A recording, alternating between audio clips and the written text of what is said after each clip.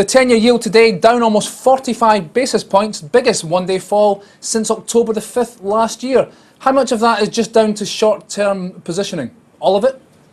Well, I wouldn't say short positioning because, quite frankly, let's look at the face of it. The market is not very active in Portuguese bonds anymore, certainly since they dropped out of many indices. But one of the things is clear. What had happened over the past couple of days is that we priced in quite a bit of negative news. We priced in quite a bit of anxiety. What might happen with Portugal if indeed the government tumbles? But so it didn't, and hence I think we're correcting bits of that. So does this have more to go? As you say, the government hasn't collapsed, it seems to be in place, so do we head lower on the yield still? Well, we could be, but keep in mind we came from around about 550, so we're still quite a bit away from that in the 10 years, that is. And going back to that level seems a bit exaggerated given that quite a lot of stuff happened in the meantime. And certainly one of the crucial things we must not forget is that the current bailout program of Portugal runs out early 2014, and it's still very, very unclear what happens afterwards. Well, you mentioned that bailout programme, and just a few minutes ago the Portuguese Prime Minister was saying that he wants to complete that programme as planned. But the way how shaky things look, is that the stuff of fantasy?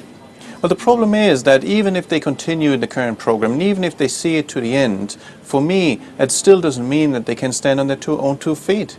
So the problem is clearly what comes after the program expires, whether they reach that goal or not. And for me, the question can only be a second one. And that has to be negotiated. And once it's negotiated, we have to very carefully look at what's the outcome of that. So how's that going to work? Is Portugal going to limp along until the middle of next year and then go straight into a second bailout, or will a second bailout precede it?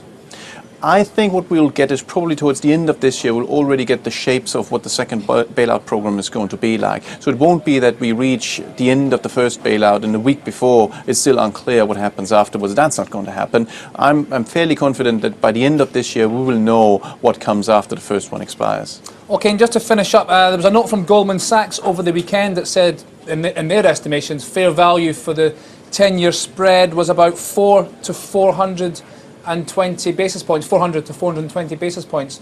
Does that sound about right to you? Well, I certainly wouldn't argue with that because we see quite a lot of potential in most of the spread products at this stage, and provided that everything I just said, that Portugal will get a second bailout program holds, and crucially that's going to be without a PSI, private sector involvement, there's definitely value in it, definitely.